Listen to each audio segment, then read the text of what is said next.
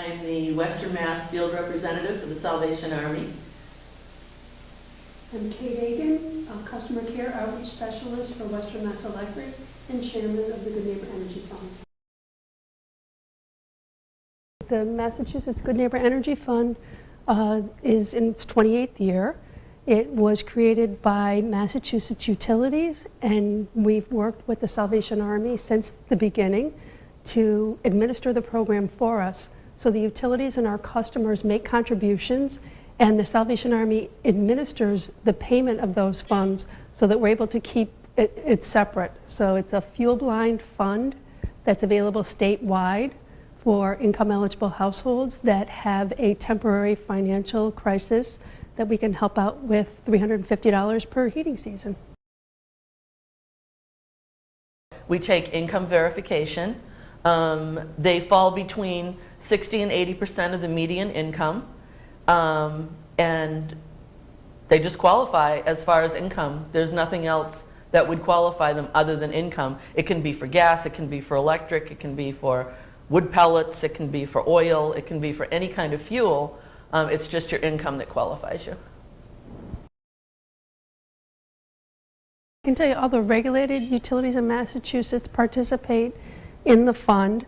There are several of the municipal utilities that also participate. The regulated utilities like Western Mass Electric or National Grid, Columbia Gas, Berkshire Gas, Unitil, New England Gas, we're able to make contributions from our companies, and then our customers will also make contributions. The municipal utilities, which are owned by the cities, fall under a charter, and they're not able to make an actual donation. So for Western Mass Electric, we do the Add a Dollar program, where whether you pay your bill online or send in a check, you can add $1 to it, and that's collected and sent into the Salvation Army for the Good Neighbor Energy Fund in a lump sum. Other utilities will put a mint green envelope in with the bill, and then someone can fill out a check and send that in, and they're able to contribute that way. For the municipal utilities, many of them do creative fundraising to be able to have their customers contribute to the fund as well. Demand has definitely risen over time. Right now, the fund is in a little freeze, a temporary freeze, because funding is not meeting the need that has come in. So we are definitely seeing much more need than we did in the past. Absolutely, there's been a definite increase this year. We depend on the contributions to come in, so we have put a freeze on it until the contributions can actually come out to the amount of applications that we've taken. We want to be able to honor those applications, and we feel that we will be able to, but we don't want to take any additional applications until more funding comes in. The contributions have dropped off dramatically this year because of a household's own financial situation. We just had Superstorm Sandy. When you get a big event like that, then people only have a limited amount to donate, and they're going to donate to what they would like to. So we hope that folks will be able to find a little bit more to be able to contribute. Any amount helps. And then once we're able to, we will open the fund back up. And last year, going back to the point about how many families we've served, last year we served 2,000 families. So we've surpassed that this year. And so we hope to be able to serve more than that this year. As the donations come in, we will be surpassing 2,000 families. For households that are below Good Neighbor Energy Fund income range, they're eligible for fuel assistance, discounts on electric, gas, and phone, weatherization services, arrearage management programs through the utilities. There's a lot that's available out there.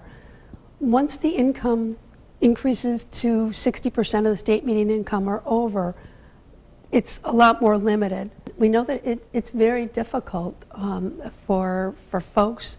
They're dealing with an awful lot. Many people are embarrassed to ask for assistance, and we've tried to remove any stigma from asking for assistance. It's totally confidential. The Salvation Army has so many other programs and services as well that they're more than happy to refer within their organization or outside if there's something else that would be appropriate. So we really depend on folks to let us know what they need and then try and direct them appropriately. Right, absolutely. When we take in a Good Neighbor Energy Fund application, we don't just do that Good Neighbor Energy Fund application. We might, people are obviously going to talk about their income, the problems with getting heating in their home. And so if we have other emergency assistance programs within Salvation Army that we can help with, we definitely refer people out to those. And also to referrals out in the community where, you know, it's like, well, we might not help with something, but this agency or this agency can. So it's a moment, also when people come in, it's a moment of education as far as resources go in the community where they can go for help. We have so many people that have come in for help that we just had a young mother that came in. She's a single mother but working full-time, got laid off from her job, and was a little bit over income for the fuel assistance program still. You know, and people like that, it's the people that are falling through the cracks. A 2-parent family of 4 came in, 2 working parents, and they couldn't, they had an emergency medical situation where it was an emergency. It was not thought, you know, they didn't think that this was going to happen to them. And all of a sudden they couldn't pay their fuel. They didn't know where to go. And then they heard about Good Neighbor. They thought it was just for very low income. Those are the only people that could get help. And so, you know, they were another working poor family that kind of was falling through the cracks, but then they got $350 toward their oil delivery from Good Neighbor. So it's helping a lot of people that are kind of, I can't think of any other way to say it than falling through the cracks. You know, they don't quite qualify for this, they don't quite qualify for that, and they're like, they really assume that there's nothing out there. But Good Neighbor, you know, can help those people. I might have my gas bill paid up, but I might end up having such a high electric bill that I'm turned off, and now I can't get my heat or my hot water, which is gas. So it does give you some flexibility, and split it accordingly. You bring in your bills and they take care of everything. And they do a phenomenal job. So we just want to reassure folks that they're there and they can help out, and you're treated with respect and your information is kept confidential.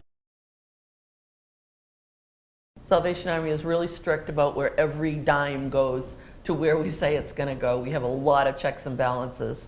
And when people come in for help, they are a little bit hesitant, a little bit embarrassed, and there's absolutely no need for that because it's without discrimination, absolutely no judgment. You know, everybody needs help once in a while. Try and take into account the cost of the energy as well as how many households we're trying to target, because when you really sit down and do the math, you realize it'd be great to increase it another $50 or whatever, but now you start to limit how many households you can actually help. So it's striking a balance to give enough to make a difference, but still allow us a broader reach to assist households. Right. There's an awful lot of folks that depend on this fund, and we're very proud of the history of the fund and the ability to work together with the Salvation Army and keep this going forward. So we're very hopeful that folks will be able to donate, and that we'll be able to help some more folks this year. This is also, we get a lot of senior citizens who are on a fixed income that don't qualify for fuel assistance. They might just be pennies over. They might be $1 over that fuel assistance guideline,